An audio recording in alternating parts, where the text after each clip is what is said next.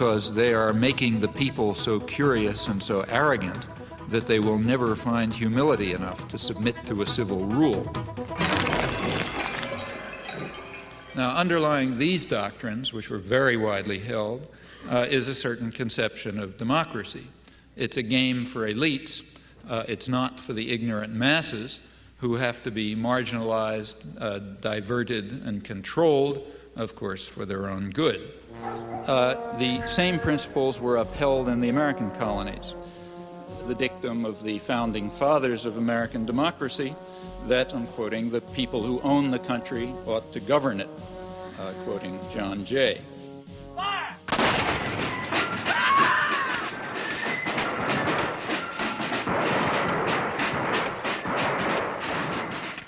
Now, in modern times, for elites, this contrary view about the intellectual life and the media and so on, this contrary view, in fact, is the standard one, I think, apart from rhetorical flourishes.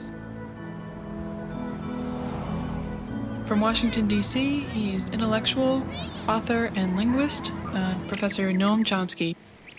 Manufacturing Consent. What is that title meant to describe?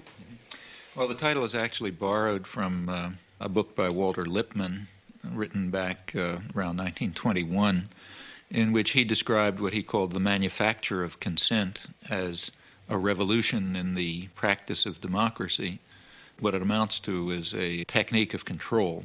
And he said this was useful and necessary because the common interests, the general concerns of all people, elude the public. The public just isn't up to dealing with them, and they have to be the domain of what he called a specialized class. Notice that that's the opposite of the standard view about democracy.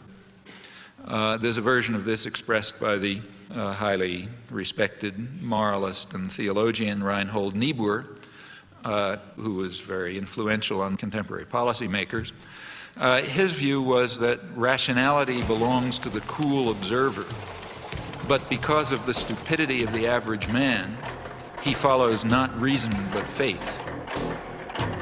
And this naive faith requires necessary illusion and emotionally potent oversimplifications, which are provided by the myth maker to keep the ordinary person on course.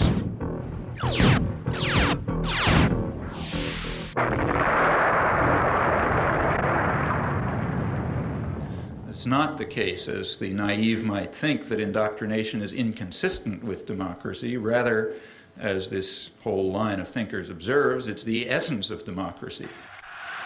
The point is that in a military state or a feudal state or what we would nowadays call a totalitarian state, it doesn't much matter what people think because you've got a bludgeon over their head and you can control what they do. But when the state loses the bludgeon, when you can't control people by force, and when the voice of the people can be heard, you have this problem.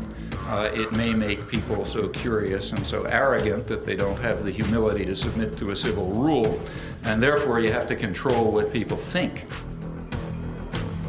And the standard way to do this is to resort to what in more honest days used to be called propaganda, manufacture of consent, creation of necessary illusions, various ways of either marginalizing the general public or reducing them to apathy in some fashion.